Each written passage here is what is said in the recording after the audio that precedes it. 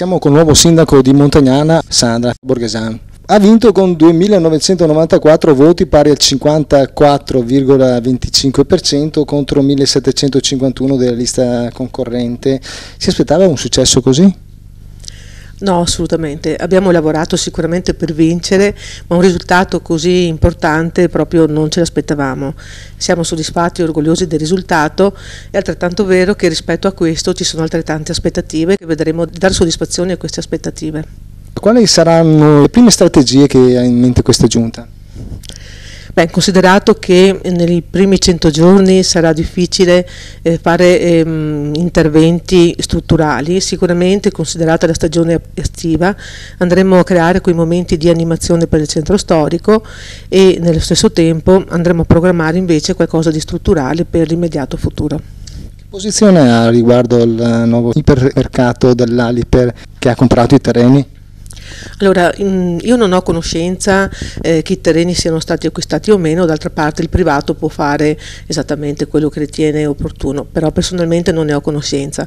Per quello che ci riguarda come amministrazione manteniamo la nostra posizione di difesa di quel territorio e se possibile andremo a valutare di togliere quelle famose freccette viola che vanno a individuare area commerciale piuttosto che produttiva. Rispetto alla nuova scuola media?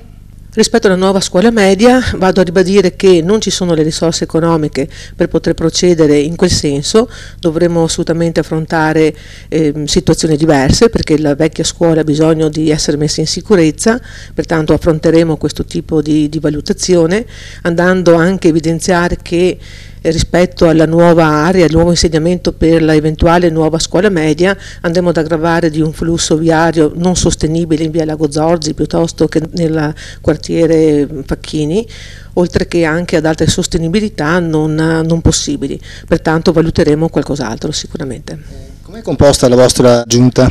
Allora, abbiamo così diviso il vice sindaco Claudio Argenton ha tutta l'area dell'urbanistica, il patrimonio, l'ambiente e l'ecologia, poi abbiamo Sabrina Mantoan con le politiche del sociale, le politiche all'istruzione e le pari opportunità, poi abbiamo Mantoan Matteo che ha gli eventi giovanili, ha la cultura, lo sport e il tempo libero.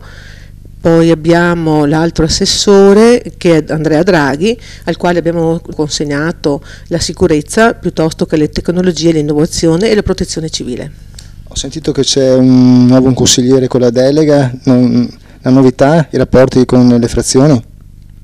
Sì, abbiamo l'assessore con la delega ai rapporti con le frazioni che è Matteo Mantuan, che non dicevo prima, che è di Borgo San Zeno, che lavorerà in collaborazione con Michele Bertolaso che è di Borgo San Marco. Poi abbiamo assegnato anche altre deleghe ad altri consiglieri proprio per avere una collaborazione più importante con tutti i consiglieri stessi per essere più radicati nel territorio. Qual è il primo consiglio comunale che hanno convocato? Il primo consiglio comunale è quello di martedì 31, ore 20:30, in sala consigliare, dove andremo a trattare gli indirizzi per le nomine delle commissioni e ufficializzare la nomina del sindaco della nuova amministrazione.